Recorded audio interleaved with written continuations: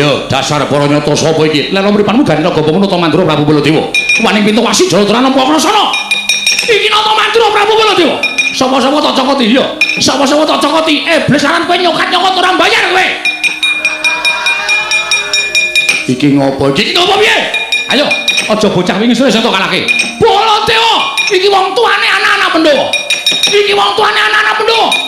Sing jeneng dulurmu tuwa manik-maninten gedangkrang sila tumpang nang negara Ngastina ngenyanyak mestakane Baladewa. Ora bertuli piye? Ayo, kowe sisane perlu tak katutke. Piye? Muni piye kowe? Muni piye? Kowe sing apa? Flu iya. Kowe sisan tak katutke. Piye? Kowe sisan tak katutke. Arep katutke Baladewa. Iya. Kowe arep katutke Baladewa. Ayo gange. Cokoten Baladewa. Cokoten Baladewa. Ora minggat. Cokot siung pengapit tugel gulumu. Piye? Tugel gulumu iblis lanang. Dapure kaya mungkar tugel gulune Baladewa. Ladu blak tunggak cangkemmu bongkar. Ayo, gange. Manung sastra jendramu. Watengen ati saya ayo. Saya tok ngarep cekri buri. Baladewa ora bakal mundur sangar kawanmu. Ayo gange ketemu. Kurang sakti nugroho, kurang kawan Bendania, kurang lawan mati dari Baladewa. Derajat apa?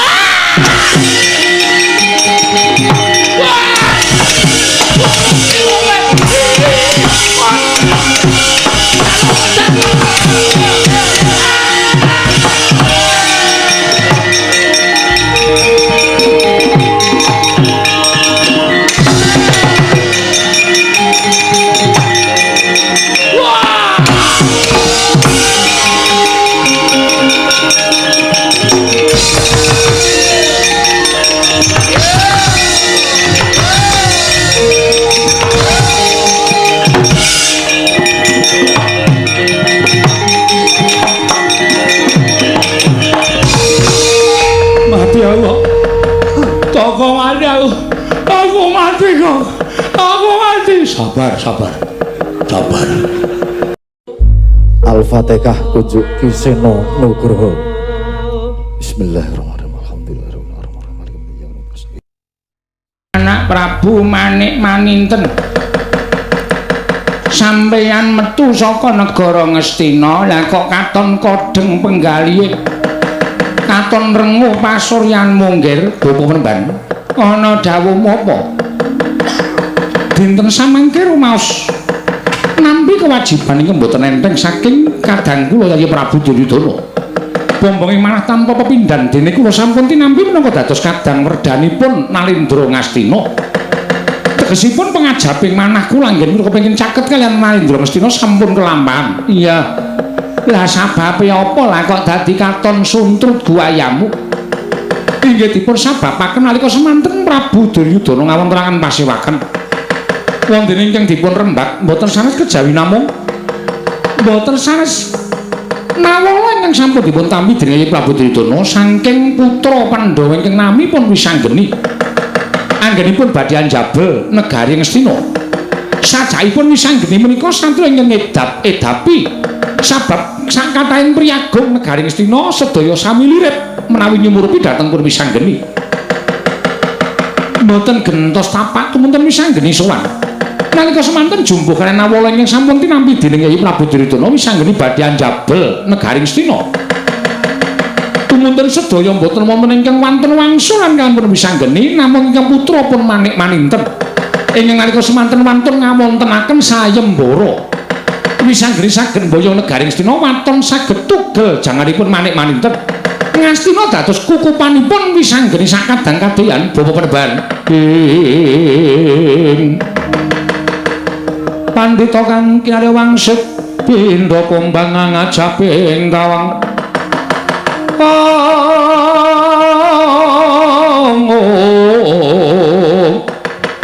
Susuh angin ngendi nggone. Iya Mas Tunama sidam saring bawana langgeng. Ya senajan aku durung tau ngerti nyatane nanging pancen kondang ngumandang lancur Pandhawa kuwi sing mbebayani ya mung anak Madukara kang aran Wisanggeni kelawan anak Jodipati ragil ya kuwi Antasena. Sebab wong loro mau pancen dadi wiji ingkang pinilih dening para Jawata nadyan ndugal kewarisan. Ora ngerti tata krama, ora isa basa, ora bisa nggunakake unggah-ungguh. Nanging wong loro mau pancen katresnaning Hyang Asih Prana ya iwang padha wenang. Aja kuwatir nggih. Nadyan to Wisanggeni kuwi sekti kliwat ukur, kliwat kelawan sak pepadaning wong urip ana ing alam donya, nanging tumrapaku ingkang jeneng menungsa. Ingkang kedunungan nyawa kuwi mesti duwe keringkihan. Mula ora-orane Wisanggeni ora bisa diasorake, Wisanggeni ora bisa dipateni. Waton sira anak Prabu isih sumanding kelawan bapakmu, ya kuwi Kumbara Resi. Apa ingkang mbok jangka bisa kasembadan? Waduh, matur nuwun Bapak Penemban. Ngaturaken panuwun ingkang tanpa pepindhan. Ing mekaten ajeng sak mangke kados pundi? Kumbara Dewa wonten dawuh. Golek ana sing aran Wisanggeni Antasena yen perlu sak kadang-kadeyane. Rangketen tangane krincungen sikile. Kowe iso mbondo tanganing Wisanggeni sak sedulur katur marang bapakmu aku Kumbara Resi. Bakal nampa bebungah ingkang sakmurwat lawan lelabuhamu. Nanging yen kok kowe ora bisa ngrenggalangi kridaning Wisanggeni lan sak kadang-kadeyane, aja kuwatir kowe mundura matura marang aku lak tandangane dhewe Wisanggeni. Nun ngestaken dawuh. Lajeng pangantipun ingkang putra pun Kumbara Dewa benjang menapa. Ora kinang sambung Barta lintang mangkata dina kita awat-awati saka Dirgantara kridamu anakku Kumbara Dewa. Mriki ngestaken dawuh Penemban.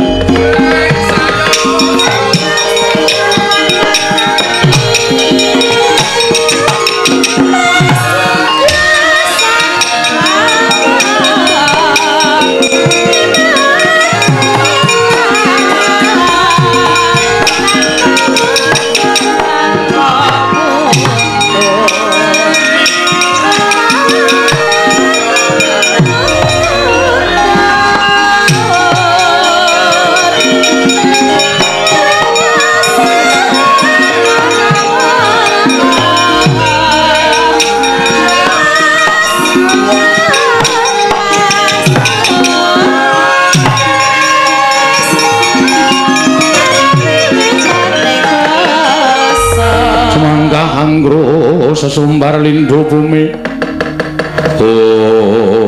Toko wonten dawuh. Minum. Dalem, Bos.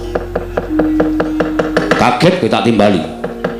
Kaget raos sing manah kula. Nembe tenguk-tenguk kalih bilung kok kula prisa utawa kula semurut pengawinipun Sinuwun Prabu Kumbara Dewa. Enten apa, Pun? Toko kowe tak kandhani ya? Nggih. Iki mau tanpa kanyono-nyono aku entuk kewajiban. Lho, kewajiban apa? Kowe ngerti dhewe. Nggonku budal saka negara Pulo Gedhah Kencana nderek Kanjeng Rama Penemban Kumbara Resi lan Kakang Prabu Manik Maninten. Nggone Kakang Prabu Manik Maninten kepengin suwita marang negara Ngastina dina samengko wis kasembadan. Nggih. Terus ngendikane Kakang Prabu Manik Maninten entuk kewajiban, Gong. Kewajibanipun apa? Merga Ngastina bakal dijabel karo satriya kang aran Wisanggeni. Banjur Sinuwun Prabu Manik Maninten nantang karo Wisanggeni gawe sayembara. Sapa sing cilik gedene iso nugel kuluning Prabu Manik Maninten. Ing kono bakal lakon mboyong negara Ngastina. Kok, Nun. Aku sing kon mateni Wisanggeni. Aku sing kon ngrangket Wisanggeni. Kon bondo tangane kon ngrincung sikile. Miturut kowe piye, Kok? Miturut kula Wangsul mawon. Bali piye? Bali. Mergo nek sampean nganti wani karo Wisanggeni niku Ndrawasi. Sampeyan sagu. Aku wedi karo Bapak Begawan Kumbara Resi mula aku sagu. Lah nek sagu niku dipikir sik. Mergo niki mboten baen-baen. Arep kula ming batur kula wis warep mangan gempalaning jagat Legi asining kahanan.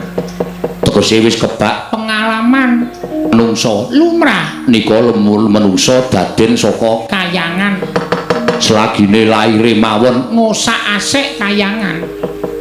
Wisanggeni laire niku dijiat mergo arep dipek karo Dewa Srani diuncalke karo Betari Durga tiba ibune nglairke Wisanggeni, ibune diboyong Dewasrani Wisanggeni diboyong Betari Durga terus disia-sia cemplungke Kawah Candra Dimuka. teng kawah Wisanggeni ora mati, diayomi karo Sang Hyang Padawenang. teng mriku Wisanggeni diwenehi jeneng Bambang Wisageni merga niku dadi wisane geni. terus Sang Hyang Wenang Paring dawuh jagat seksenana Wisanggeni iki bakal dadi kelangenan ulun sapa wani karo Wisanggeni padha karo wani panjenengan ulun. kok apal to lha kula kerep meruh Pentase kok. Niku wis kerep dilakokke mung sampean anggere pas niku micek. Hus karo lah tuh Gusti kok micek-micek ora Lho nyata kok Om. oh Wisanggeni iki ngono wilahe nggih terus dopeni karo Semar. Semar yo Semar niku adine Togok. Ha Togok. Ming rupane pancen ya remuk kaya Togok niki. ora Semar kok dadi adikmu Kula kandhani niki mbiyen pancen ya dewa. Niki ya dewa, Semar ya dewa. Ning merga kahanane kaya ngene iki dewa sing malak, dewa sing ora iso petung ya dadine kaya ngaten iki ngunduh wae ing pakarti.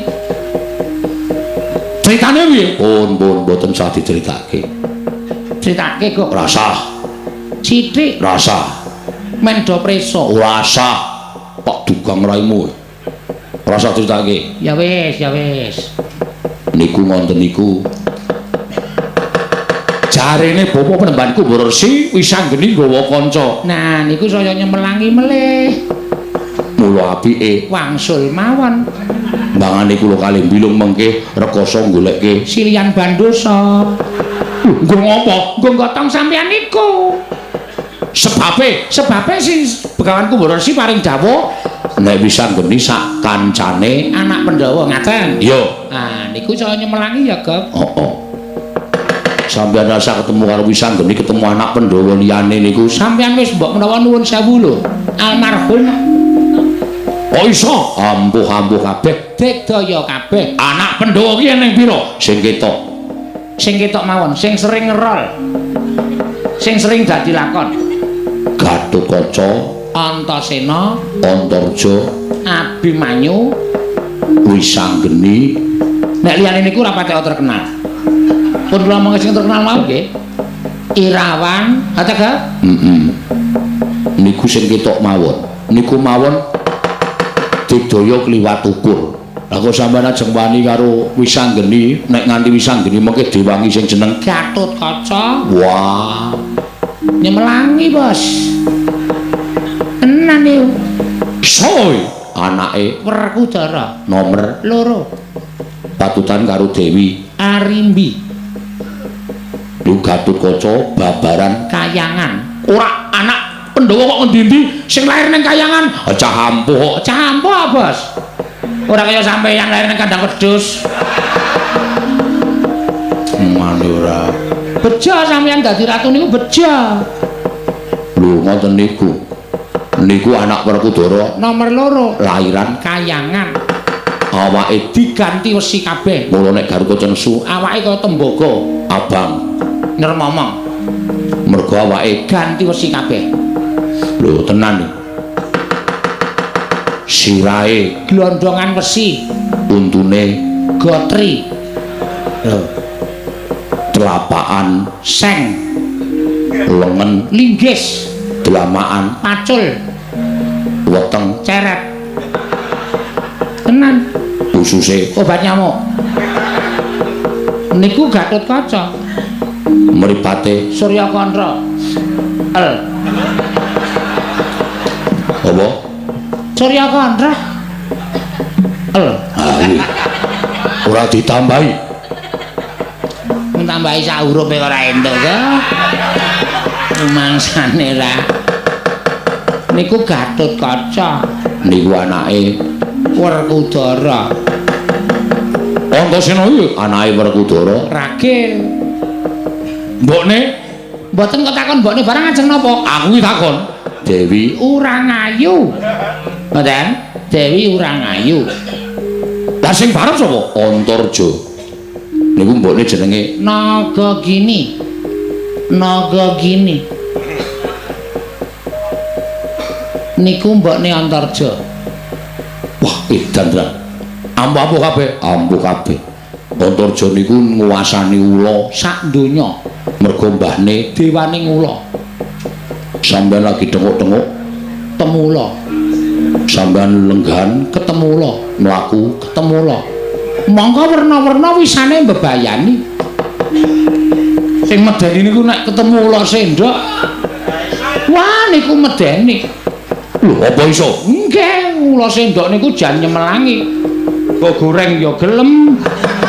Bakmi ya arep. Dus-dusan ya oke. Lho niku ula sendok. Ah, werna-werna ana sing logam, wonten sing plastik. Nek dus-dusan niku biasane plastik niku ora patek berbisa. Yo. Niku tenan. Toko, ngrungokke omonganmu ora bakal rampung perkarane. Terus tak golek ning Tegal Krusetro. Nek kowe aja adu-adu sing aku. Nggih. Ketemu Wisanggeni, sapa wae lancur anak-anak Pandhawa yen panjenengan Jabal Negara Mestina. Mungsuhe Prabu Kumbaradewa. Nggih, katos-katos. Wis benengke wae lho. Wis penengke wae Narmudar sore mbok wis menengke wae. Dileke ngayel ora jamak-jamak. Kandhanane ngayel ora Wani Jabal Negara Mestina. Aku sing bakal njernake anak-anak Pandhawa. Nggih, katos-katos. Turna aku kok suwawi Gusti kula dherekaken yo.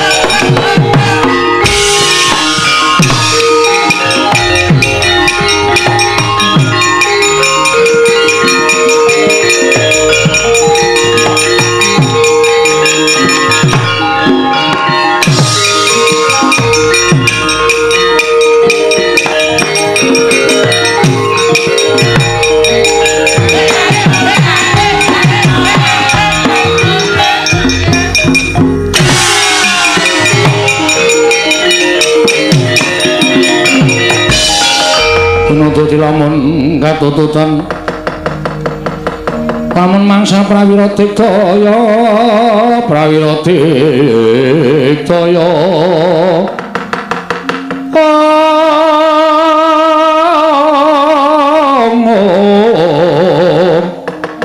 Tonanggono magawi gelarira wang-wang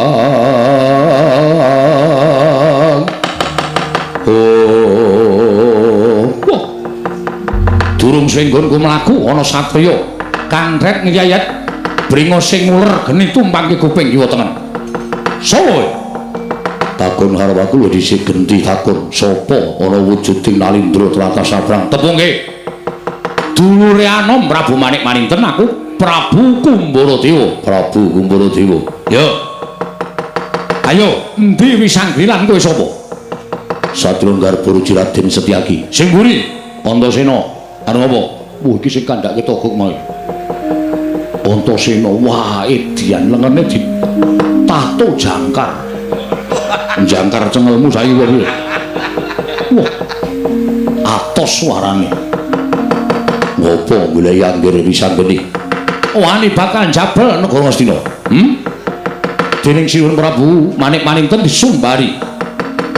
Kena jabal negara Astina iso nglundhungake mestakaning Sinuhun Prabu Manik Maninten. Waktu dina iki aku ingkang pinaringan pakaryan supaya nugel gurune Wisanggeni. Ayo. Aja mbok singitke. aja mbok dhelekke Wisanggeni. Bayi wingi sore wani malang kadhaon ning ngarepe nata Ngastra Prabu Duryudana. Konangan Prabu Kumbaladewa ora kelakon tinjo ngakhirat meruput aja tuntang Prabu Kumbaladewa.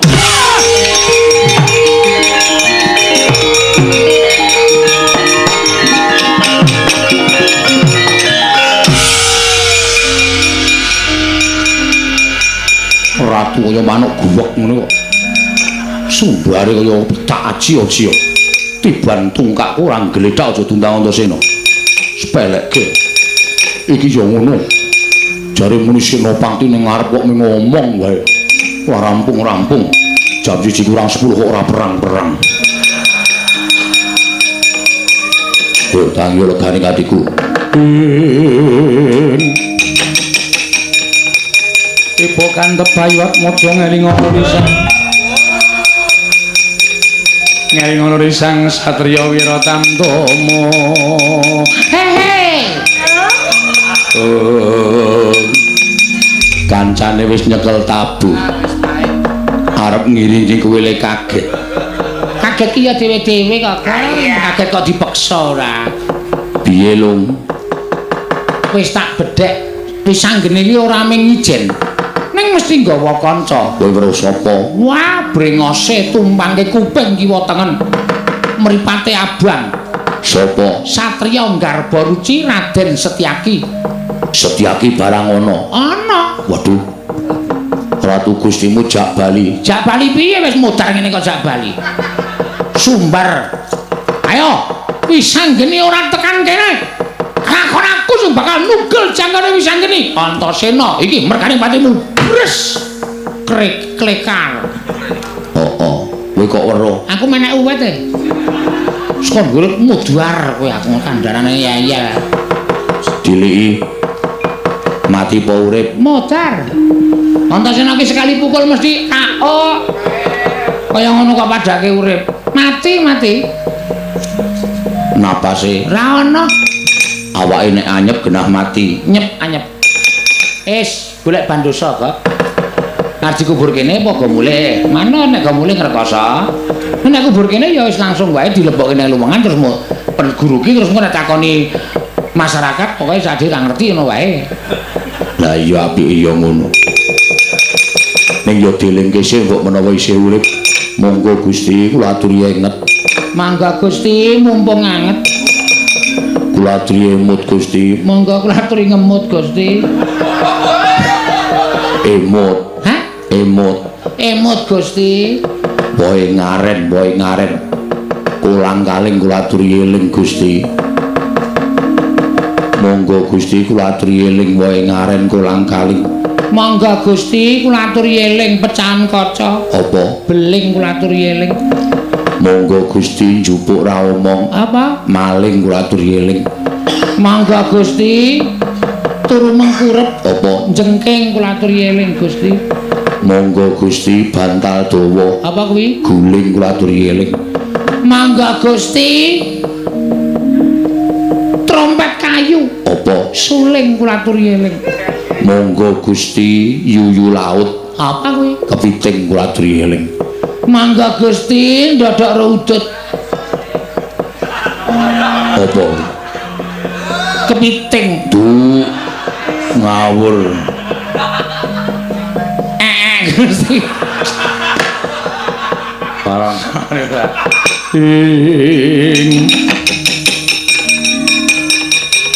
Tiba kandhep bayuat mojo ngelingara risang.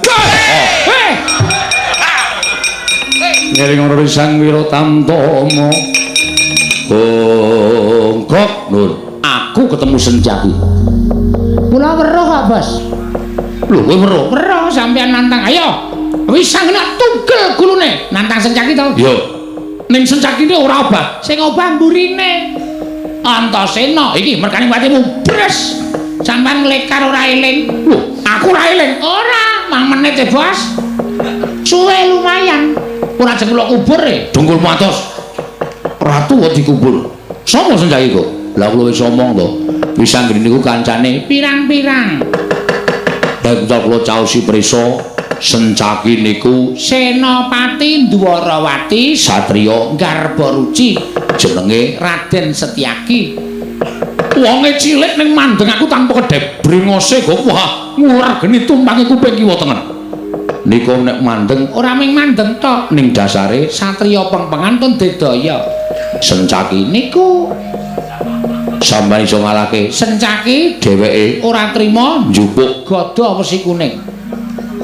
gedene Ming sak lengen bayi ning kadigdayane ngedapi-dapi tamake Gunung Jugruk segara Asat.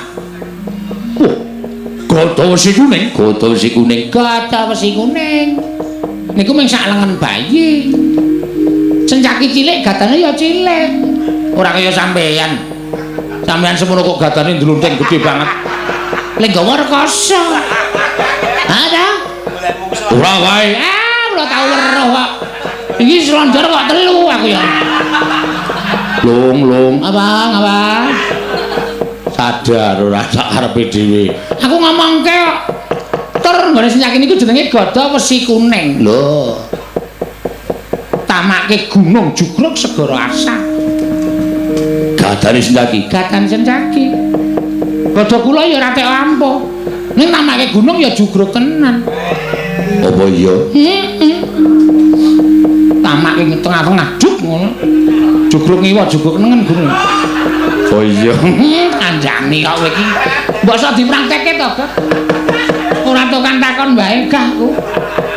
lho niku ngoten niku kok nuwun arep dikaya ngapa aku ora kalah ning nyatane diantem Sencaki Ora eling kok ora kalah.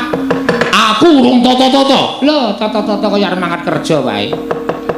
Perang kok dadak anggota tata-tata. perang tata-tata minggir Sawangen, aku karo Sencaki Antasena Gatotkaca kandhake kabeh mau. wong ora dadi menungso oh nggih Wah, sumbare kok limedeni. Aku kalah karo Garkaca Sencaki Antasena sampe ora dadi menungso. Dadi apa, Bos? Mbok sing jelas menengo wae ayo disawang wong iki nek takabur kaya ngono kuwi biasane mengko mesti remo disawang wae apa, Gak? takabur Kata-katamu ki melu pengajian pisan wae aneh-aneh. Takabur sombong. sombong iki ya padha karo takabur Lah iya. minggir trajange dhewe nggih ngatos-atos Gusti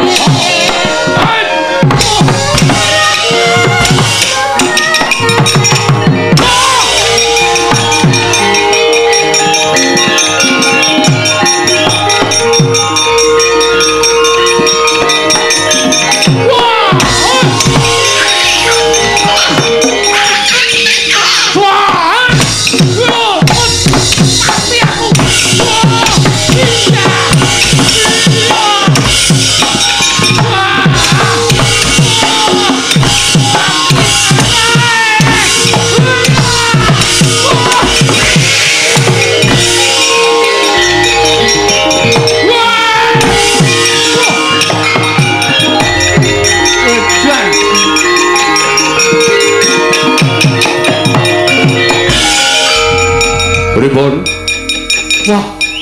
Wah. Kancane akeh banget, Dok. Kancane pirang-pirang. Gimana, Bos? Setan. Wah, rame tenan. Roh apa kowe? Domange aku ki menek uwete. Sencaki mungsuh bendaramu. Sencaki diantem pisanan sajake ora siap. Ndeke joget tandung tandrana. Tok tok. Tok tok. Ora nganggo. Mboten apa? Ora. Sapa ya sing joget kono mau? Prastini apa ya? Waduh. Senengane ora. Bareng ngono sencaki krija. Dheweke ora entuk papan candrak sirahe guantem dies. Candhak meneh sirahe saka kadon sapa jenenge? Antasena ngetokke tendangan tanpa bayangan. Bres klekar. Antasena maju dantem bendaramu ora apa-apa. Wah rame tenan kok kowe tak ndelok ngeyel. Aku lek arep menek uwit piye awake gedene semene kok ya. Bar kuwi Antasena nyandak sirahe bendaramu iki Prabu Kumbaradewa. Antarja saka kadokan. Wah, cilik aku modar kowe. Aku krungu ana wong muni terus-terus mau sapa? Kula. Oh iki jane ndombani aku apa? Ndombani kono kok. Lho manut. Pemlawi kok kula ya gelem mulane iku alran kok wong. Kepenak kok. Wah, bareng Antarja ngajar bendaramu. Candhak sirahe saka dhuwur ketap-ketap. Gatot kaca. Bres aku modar kowe. Wah, aku jingklak-jingklak ning dhuwur kok. Saking senenge. Aku ki nek rombongan rekoso ki seneng kok. Rombongan kedengak-dengak. Ora mangan ora ngombe ki atiku bahagia. Heeh ta. Iya. Bareng ngono. Mungsuh Garut Kaca ki duodane murup nganggo rompi kae. Oh. Gambare bintang. Arep kok lagi melu partai apa ya? Ora.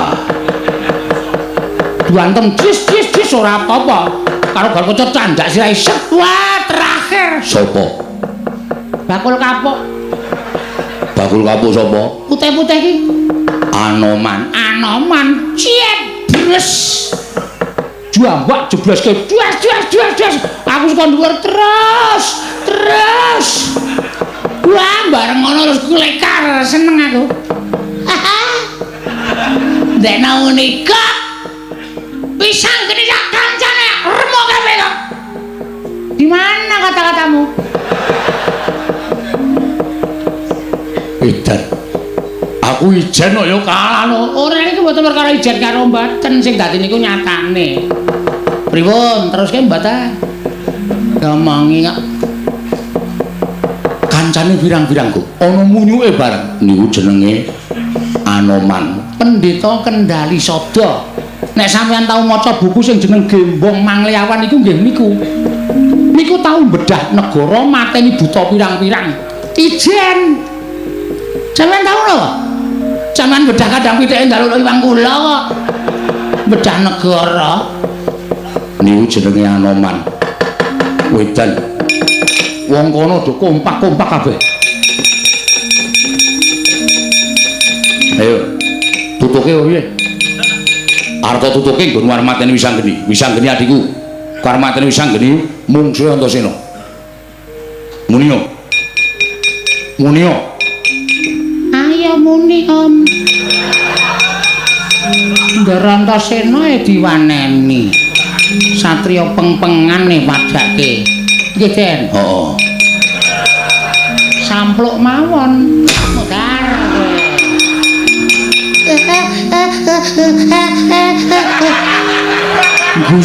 Guyu apa lho? Guyu ora ikhlas sing ngene iki kok. Arep los wedi. Ayo munia. Sampluk sisan kowe kandhane kuwi kok mboten kurang-kurang lho, Ndara. Iki ora ngelekke. Ngelekke demi Allah, yakin. Ngelekke kula ning pancen niku ngeyel niku watake pancen ngeyel. Kampleng mawon. Iki yo ora ngelekke. Ah niki senengane marah-marahi. Niki sing ngejojoki niki mboten apa ngaku wae. To donya mawon Den mudhar Waduh ora gelem ajar ape. dak pucet Pancen ora kena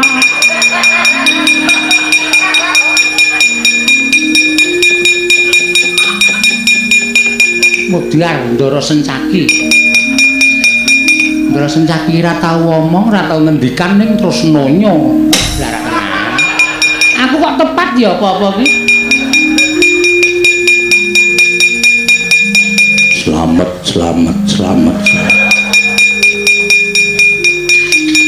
Tangan kiwa. Lara kena. Seneng tenan aku. Ora kok do manut rombilung iki. Manut wae kanca sekake padake. Gatut Kaca niku Dlongkas biasane Gatut Kaca. Saka dhuwur tanpa nganggo mandhep bres. Niku asli kula mboten goroh. Ngandel ora aku soalnya kulino nderekke ratu kok yang ngono kuwi kok le nyiksa ngandel ora kowe mendhak kok kowe mendhak wah ora Sanjambaya terus aku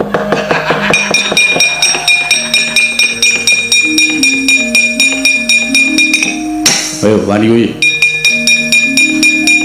nendi niki napa dadak iya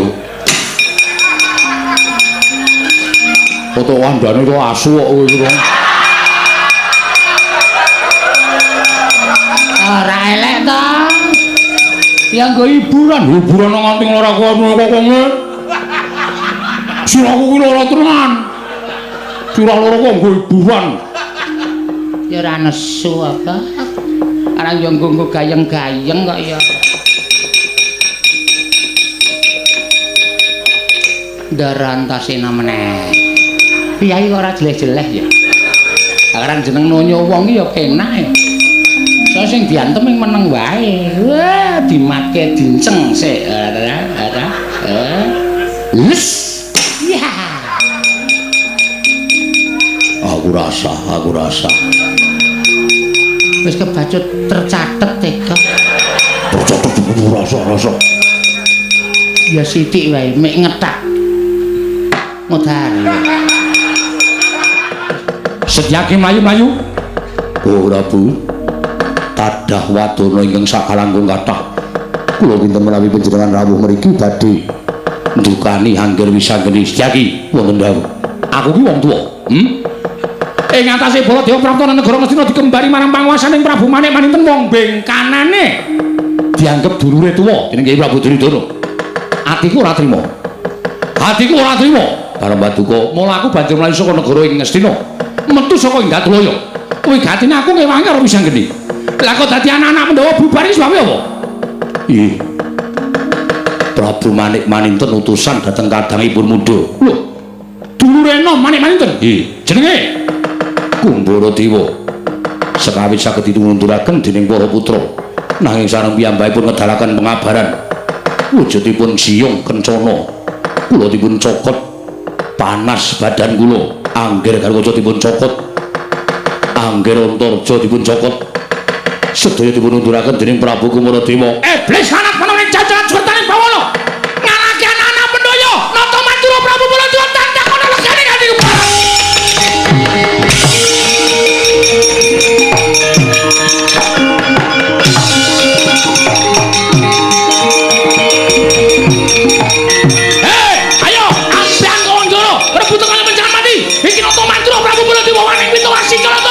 Wani karo aku tinju ngakhiran aku parate.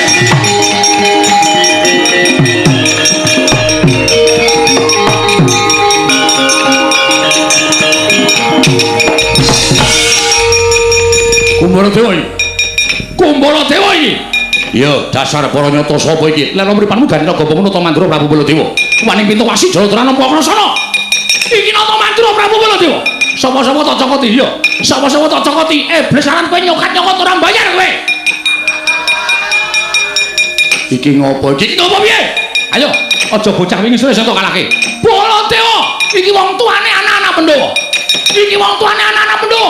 Sing jeneng dulurmu tuwa manik-maninten gedangkrang sila tumpang ning negara Ngastina ngenyanyak mestakane Baladewa. Ora bertuli piye? Ayo kowe sisane perlu tak katutke. Piye? Muni piye kowe? Muni piye? Kowe sing apa? Flu iya. Kowe sisan tak katutke. Piye? Kowe sisan tak katutke. Arep katutke Baladewa. Iya. Kowe arep katutke Baladewa. Ayo gawe. Cokoten Baladewa. Cokoten Baladewa ora minggat. Cokot siung pengapit tugel grumu piye? Tugel grumu blek lanat. Dapure kaya mungkar tugel ngene Baladewa. Adu blak tunggak cangkemmu bongkar. Ayo, gawe. Manung sastra jendramu. Watengen adu ayo. Saya to ngarep cekeni buri. Baladewa ora bakal mundur sak arep dapurmu. Ayo gawe ketemu. Kurang sektimu kulo, kurang kawan bedanya. Ora lawan mati dari Baladewa. Derajat apa?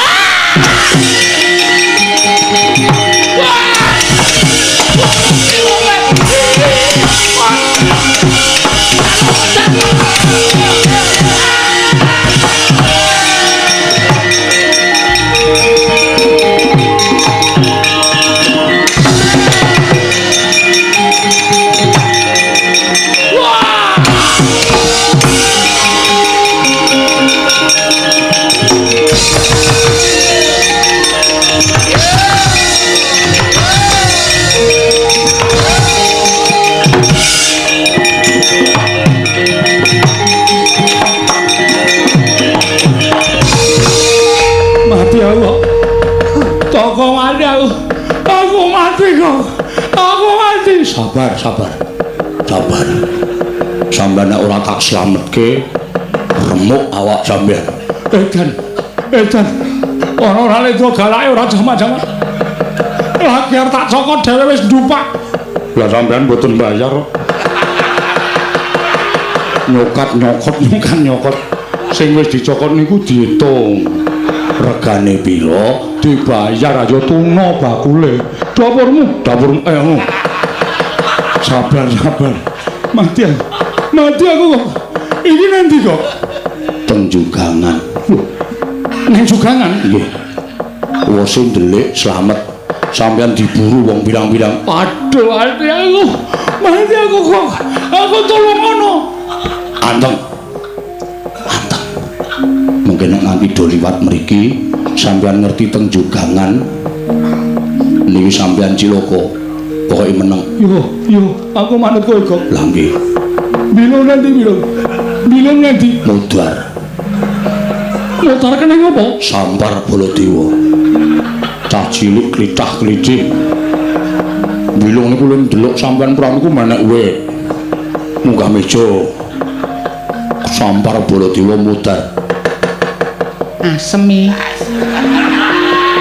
do ninggal ta Hah? Kakak Bo ayu kaya suarane bilung lah nggih kok isih urip oh iya ini ngejak-jak ora tanggung jawab ora diwenehi condo men ngerti nek kowe karo aku nang kene nggih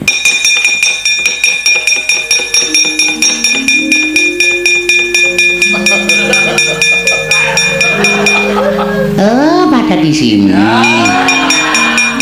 lamit wipo member cangkem kok nggo ancik-ancik cangkemmu kaya undak-undakan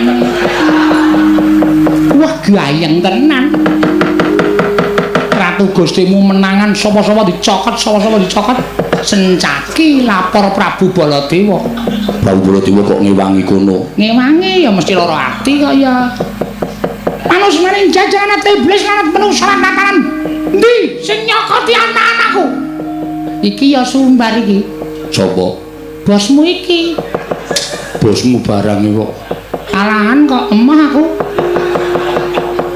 ayo aku Prabu Kumbara Yaksa ora minggat cokot gulumu piye aku nganti keplotra saka wit lho kok ana muni piye aku pletre saking serone bareng nyokot Baladewa cokoten ora minggat cokot nek kowe iblis ana dapure kaya ngene dublak tunggak cangkemmu bongkok prol tutuke Prabu Kumbara Dewa gajul Baladewa Dek nglikaran kok iso ngantem. Makna sastra jenderal muwateken aja dhewe ukuran Baladewa modern dening aku kowe. Jreng wis ngono kae lah. Mati aku kok lagi nggih sabar. Wah, gayeng tenan. Ora seru-seru. Iki dalam rangka sembunyi. Ngomong ora seru-seru. Wah, iya ndek lali aku. Ayo, meneng anteng. Ndak konangan.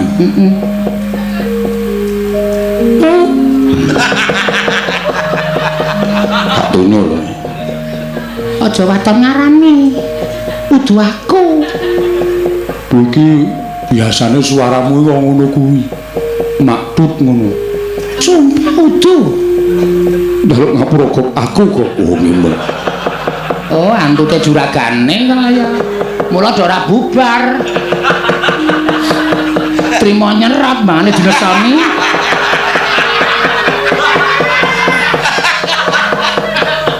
Ayo juragane iki senengane ngono kuwi kaya. Nek ana wong kumpul-kumpul nyedak engko kentut. Sing lunga dinesoni. Ayo kowe piye ta? Ha iya. Sedyaki untuk dalu. Gatotkaca Antarja. Antasena, goleki menusane. Sriko. Kok iso ilang meneng loro. Sopo? Sencaki. Klitah-klitih. Kok iso ilang. Cekel poteng-poteng awake. Mati aku kok Meneng mawon dereng dipoteng-poteng. Bumbune rung dadi.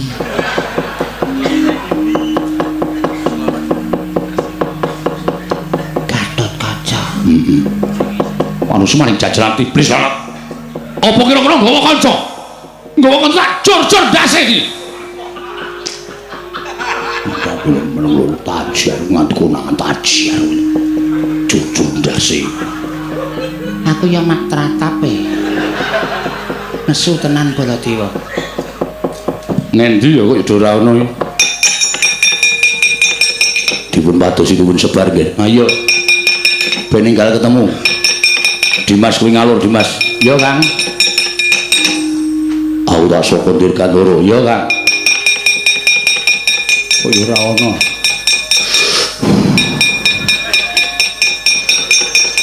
Samang kok. Ya. Iki ngopo to? Antasena iki asem. Ngopo? Nyecep tegesan ning ndasku kowe. Kemritik e. Kretek e, Gak. Oh. Ngale ora. Waduh cilaka tenan borokku kobong iki. Kok kaya ana swara. Sapa lho? Sencaki. Ora dondangak men weruh. Ya. Antarja. Gatotkaca. Ya. Antasena.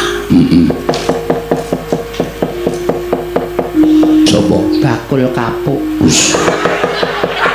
Anoman putih ta? Sapa? Kresna. Sapa? Kresna. Kresna kok tekan kene. Domongi kok. Kresna ireng kok. Tak gros kok ngisor ireng e. Apa iya? Domongi kok kowe iki. Ngayal kandhan-kandhanane ireng-ireng bekisi. Apa iya? Domongi kok. Rodondangane. Rodondangan ngayal kok kowe iki domong ngayal. Kowe iki ora percaya karo aku kowe. Aku ora mau kacamata kok sampean ki ngayal ora. Sencaki, paham? Antarja. Ayo. Gatotkaca wirawiri.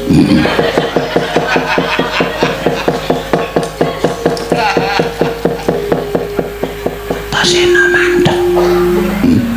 Antasena mandeg. Sapa? Cangkemmu ilo. Terus. Selamat. Anoman. Kresna ta. Kae lho matno kae lho ireng ora kae. Tandane iki Kresna ki ireng cemani.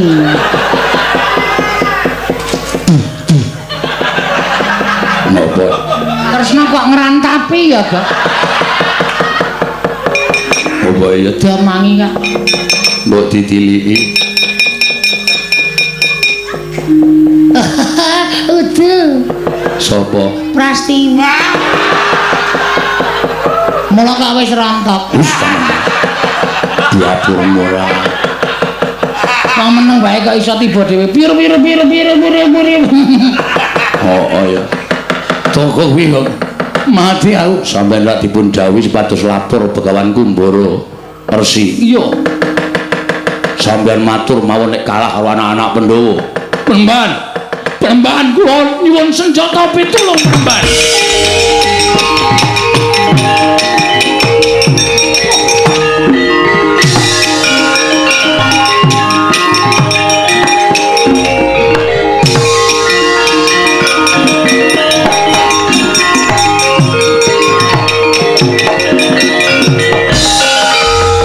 Kumbara Dewa melayu sifat kuping wedi karo anak-anak Pandhawa. Gerangan ora ngandani karo bocah enom. Semune ndombani karo karepane anak-anak Pandhawa. Prabu Baladewa kowe ingkang nyikara karo anakku Siswa Kumbara Dewa. Ayo iki gerangane Kumbara Resi Tandangana legane atiku tamu mbok tatimu kowe sinuwun.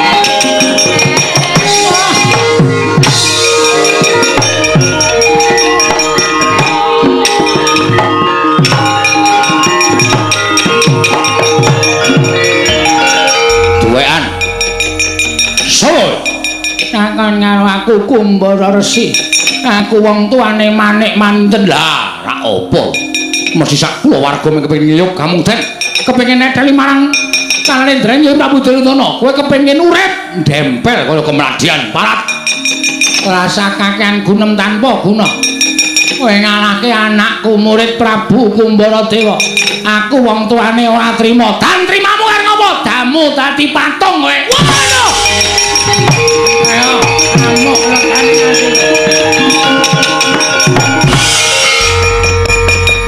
dadi watu kabeh awakmu Prabu Baladewa. Gerangane wis ora iso nglawat mingkari anak-anake endi? Wis sangkri tugele gulune legane.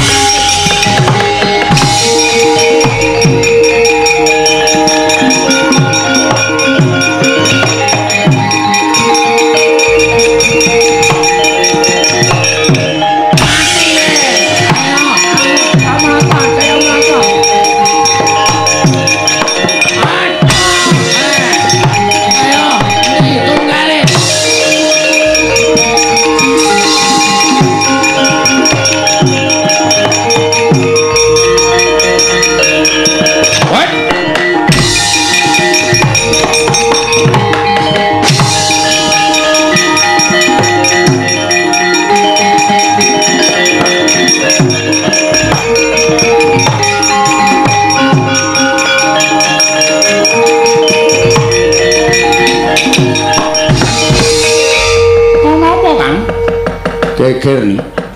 Iki sing dijenengke kriwikan dadi grojogan geguyon dadi tangisan. Lho, sebabe kowe ora ngerti ora nyipati peperangan kok.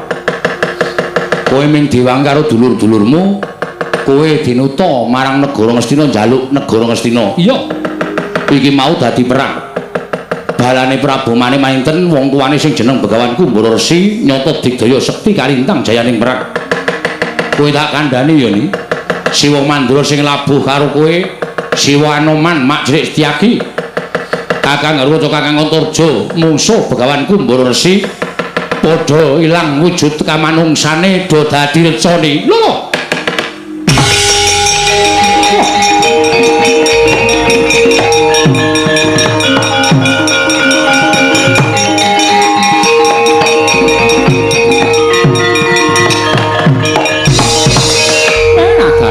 Dewa Bathara jagat pangestu ngono. Lah kok dadi ngedapi temen jagoning Siwa Duryudana. Nganti dulur-dulurku kabeh padha saling wujud dadi reca. Oh. Piye niki iki? Apa aku tak maju? Tak mbelani dulur-dulurku. Kosek. Ora usah kowe maju. Nek kowe maju kowe dadi reca, aku ora duwe kanca. Aku mung ijin. Lah terus ngene. Perkara iki aku ora nrimakake. Niatku apik, niatku becik bakal misungsung kamukten marang pepundhenku Pandhawa. Nanging lha kok dadi ana pacoban sing kaya mengkene. Aku kudu mungsuh Prabuku Manik-Manitra lan Begawanku Mbara Resi sing pancen digdaya sekti kalintang jayaning perang. Oh. Kang, piye? Andum gawe Piye? reca-reca sing dumadi saka Kakang Gargata lan sak piturute kae mau tunggunen. Terus aku tak munggah ning kayangan. Munggah ning kayangan ngendi? Aku tak sowan Iwang Pikulun padha wenang. Aku ora nrimake lelakon iki, aku nyuwun pituduhe Iwang Pikulun padha wenang. Terus balimu sok kapan? Aja lunga, nggonmu nunggu reca-reca kae yen aku durung bali ning Tegal Kurkasetra ya, Kang. Yo, sing ati-ati yo ni. Iya.